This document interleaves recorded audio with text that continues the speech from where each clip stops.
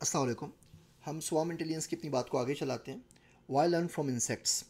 Computer science के जो हमारे सिस्टम्स हैं they are getting very complicated and hard to have a master control. अगर आप तमाम के तमाम सेंट्रलाइज सिस्टम बनाएंगे और तमाम नोट्स को उससे कनेक्ट करते हैं तो सिंगल पॉइंट ऑफ फेलियर भी होता है और बहुत सारी कम्प्लेक्सिटी के प्रॉब्लम्स हमारे पास यहाँ पर आ रहे हैं। अगर इसके बरक्स आप स्वाम्स को देखें तो swarms are relatively very very simple. एक चूंटी होती है तो चूंटी के पास तो दिमाग ही नहीं होता बेचारी के पास, वो अपने लिए गए 3 से ज़्यादा स्टेप्स याद नहीं रख सकती। उसके बावजूद वो बड़े ज़बरदस्त किस्म के काम कर सकती है, बड़े बड़े ना वो मार के सर कर लेती है। तो उसमें ऐसी क्या चीज़ें जो हमारे पास सिस्टम्स में नहीं होती, वो इतने सिंपल रहते हुए भी इतने बड़े बड़े टास्क कैसे अचीव कर सकते हैं, इन्हीं सिस्टम्स को मिमिक करते हैं और इसीलिए हम इंसेक्ट्स को पढ़ते हैं। कोई सेंट्रलाइज कंट्रोल नहीं होता, ये लोग सेल्फ ऑर्गेनाइज होते हैं, खुद ही अपने आप को ऑर्गेनाइज कर लेते हैं, इवॉल्व होते रहते हैं, अडेप्टेबल होते हैं। अडेप्टेबल आप हम पहले पढ़ चुके हैं इंटेलिजेंस की तारीफ़ के अंदर भी, और रोबस्ट होते हैं। तो इनकी तमाम इन खसूसियात की वजह से हम इंसेक्ट्स को पढ़ते हैं ताकि इनसे सीख के हम इन एल्गोरिथम्स को कंप्यूटर साइंस में इम्प्लीमेंट कर सकें। अगर आप एक कदम पीछे लें और देखें तो आपको बड़ी इंटरेस्टिंग चीज़ का एहसास होगा कि कंप्यूटर साइंस में ऐसी वो कौन सी चीज़ है जो बायोलॉजी से हमने नहीं सीखी है।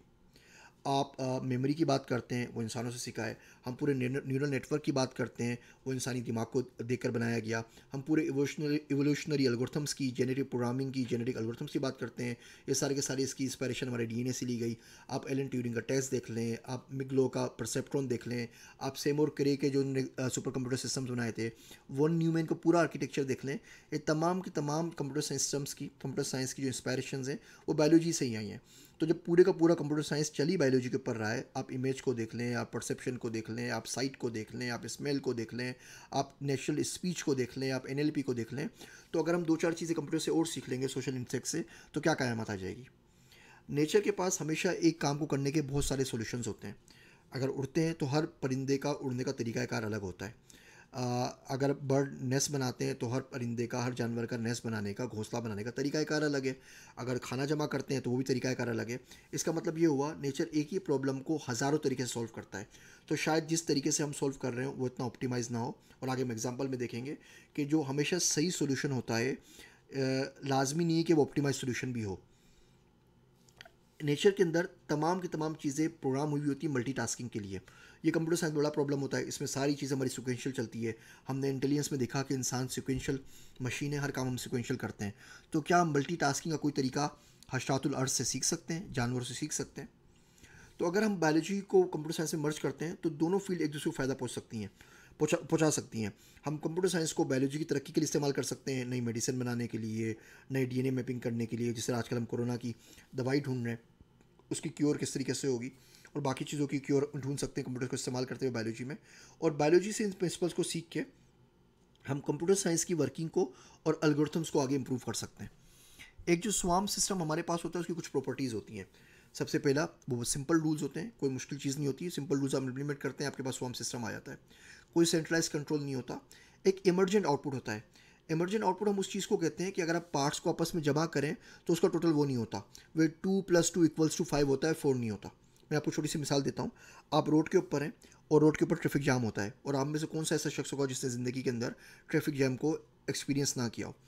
अगर मैं आपको रोड की तमाम कंडीशंस का कंप्लीट डेटा दे दूं कि जी गर्मी आज इतनी है, टेम्परेचर इतना है, ह्यूमिडिटी इतनी है, सड़क की पैमाइश इतनी है, गाड़ियों की तादाद इतनी है, ड्राइवरों की उम्रें इतनी है, ड्राइवरों का लाइसेंस एक्सपीरियंस इतना है, जो गाड़ियों का ब्रांड है वो इतना है, गाड़ियाँ इतनी पुरानी है, पेट्रोल गाड़ियों में इतना है, सारा का सारा आपको डेटा दे दूँ कि उसके बावजूद क्या आप मुझे ट्रैफिक जैम प्रेडिक्ट कर सकते हैं? नहीं कर सकते। तो ट्रैफिक जैम जो होता है वो इमरजेंट आउटपुट होता है। हमारे पास हरीकेन आता है, तूफ़ान आता है, बारिश आती है, ये तमाम का तमाम इमरजेंट आउटपुट है। छोटे छोटे बहुत सारे वेरिएबल्स कहीं पे इफेक्ट कर रहे होते हैं। अगर आपने ब्लैक स्वान किताब पढ़ी है, आपने बटरफ्लाई इफेक्ट का नाम सुना है तो, और जो आउटपुट होता है it's more than sum of its part. तो ये स्वार्म सिस्टम्स की एक प्रॉपर्टी है जिसमें हमारे पास इमरजेंट आउटपुट होता है। और रोबस्ट होते हैं, कंडीशन चेंज हो जाए, इन्वायरमेंट चेंज हो जाए, ये अपने आप को अडोप्ट कर लेते हैं। क्वाइट फ्लेक्सिबल होते हैं, सेल्फ ऑर्गेनाइज होते हैं। आपने कभी नहीं देखा होगा हर 10 चूंटियों के ऊपर एक सूबेदार खड़ा हुआ है जो उनको बोल रहा हो तुमने इधर जाना है, तुमने इधर जाना है, और हर 50 मक्खियों के ऊपर एक चौधरी हो या कोई मैनेजर हो जो उनको बता रहा हो कि काम किस तरीके से करना है। हर शख्स, हर एजेंट खुद से काम करता है, उसका काम ख़त्म हो जाता है, वो खुद से कोई दूसरा काम ढूंढने लग जाता है। इनके पास पॉजिटिव फीडबैक भी होता है, नेगेटिव फीडबैक भी होता है। अगर आपने चूंटियों को चलते हुए देखा हो तो बार बार एक दूसरे टकरा रही होती हैं, अपने एंटीना को टच कर रही होती हैं, तो इन्फॉर्मेशन पास कर रही होती हैं। ये लोग इन्वायरमेंट के थ्रू भी इन्फॉर्मेशन पास करते हैं, जैसे स्टिग्मर्जी करते हैं जिसको हम आगे पढ़ेंगे। नेगेटिव फीडबैक भी होता है। कहीं पे मिसाल के तौर पे आग लग गई, कहीं पे आप उनका रास्ता ब्लॉक कर लें, तो आप देखेंगे ये तमाम चूटियाँ बाकी चूटियों को बता देती हैं और बाकी चूटियाँ वहाँ पे नहीं आती। इसमें आप स्पाइडर वेब में एक्सपीरियंस कर सकते हैं, और घर में जो आपके मासूम से शातुल अर्ज़ होते हैं उनके साथ ये एक्सपेरिमेंट करके आप देख सकते हैं कि चूटियाँ किस तरीके से नेगेटिव और पॉजिटिव फीडबैक फॉरवर्ड करती हैं। मिसाल के तौर पे चूंटियों की कतार जा रही है किसी फूड सोर्स की तरफ, चीनी की तरफ या चीज़ की तरफ, आप वहाँ पे बीच में आग लगा दें, आप देखेंगे कि 2 फीट दूर से कतार गायब होना शुरू हो जाएगी। आपने 2 फीट दूर यहाँ पे कतार लगाई है, 2 फीट दूर जो चूंटी है उसकी तो आई साइट इतनी नहीं है कि वहाँ से उसको मालूम हो सके कि आगे रास्ता रुक गया है, आगे आग लग गई है। तो उस तक ये पूरा का पूरा नेगेटिव फीडबैक कैसे पहुँचा, ये आगे हम एग्जाम्पल्स में देखते हैं। इनमें एक रेंडमनेस होती है। नेचर बड़ा अजीब काम करती है, सारे काम सही हो रहे होते हैं और एक एजेंट जाके कोई गलती कर देता है, और इस गलती की वजह से कोई अच्छा सोल्यूशन हमें मिल जाता है। जेनेटिक्स के अंदर इसको म्यूटेशन कहते हैं। माँ बाप के जीन्स होते हैं, बेटे में जीन्स आते हैं, कोई जीन म्यूटेट हो जाता है, उसमें कोई ऐसी सलाहियत या कोई ऐसी चीज़ आ जाती है जो उसकी नस्लों में से किसी में भी नहीं होती। तो जो रैंडमनेस है, जो एरर है और यहाँ जो म्यूटेशन है, नेचर उसको अप्रिशिएट करती है। जब हम स्वार्म इंटेलिजेंस के एल्गोरिथम लिखते हैं तो बाकायदा एक फंक्शन बनाते हैं एरर का, जिसमें जानबूझ के हम एरर को इंट्रोड्यूस करते हैं। अब ये बात आपको अभी समझ में नहीं आ रही होगी, लेकिन इसके फ़वायद हम आगे जाके देखेंगे कि कंप्यूटर साइंस में तो हम चाहते हैं कोई एरर ना आए। हम सारी एक्सेप्शन हैंडलिंग के सारे इफ़ देन एल्स रूल लिख देते हैं, और हम चाहते हैं जैसे हमने सिस्टम डिज़ाइन किया बिल्कुल वैसे ही चलता रहे।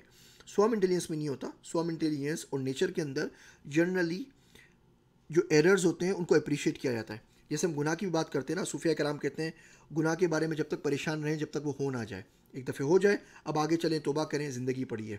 तो बिल्कुल इसी तरीके से नेचर के अंदर एरर के ऊपर ना कोई इतना ज़्यादा मातम नहीं किया जाता, बल्कि एरर को बहुत जगह के ऊपर अप्रिशिएट किया जाता है और उसकी मदद से नए सोल्यूशन निकाले जाते हैं। आप किसी मुसीबत में फंस गए, अब उस मुसीबत को अपॉर्चुनिटी कैसे बनाएंगे, इसका सबसे बेहतर इंप्लीमेंटेशन नेचर के पास और किसी के पास नहीं है। फिर मल्टीपल इंट्रैक्शंस होती हैं, खाली एक इंट्रैक्शन नहीं होती, आप इंट्रैक्शन करते हैं, दूसरी करते हैं, तीसरी करते हैं, लर्न करते रहते हैं, रीइंफोर्समेंट लर्निंग होती है, अपने एक्सपीरियंस से सीखते हैं और आगे चलते रहते हैं। अब ज़रा रुक के अगर आप देखें इस तमाम चीज़ों को, तो रियल लाइफ की कौन सी ऐसी सिचुएशन है जिसमें हम तमाम चीज़ों को इस्तेमाल नहीं कर रहे होते।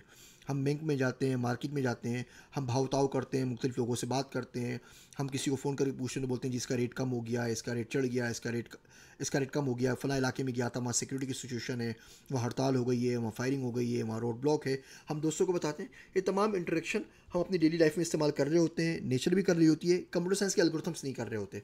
अब इन तमाम चीज़ों को कंप्यूटर साइंस में कैसे इंप्लीमेंट करें, इसी का नाम स्वार्म इंटेलिजेंस है। अगले लेक्चर में हम इसकी एक बड़ी डिटेल एग्जांपल देखते हैं।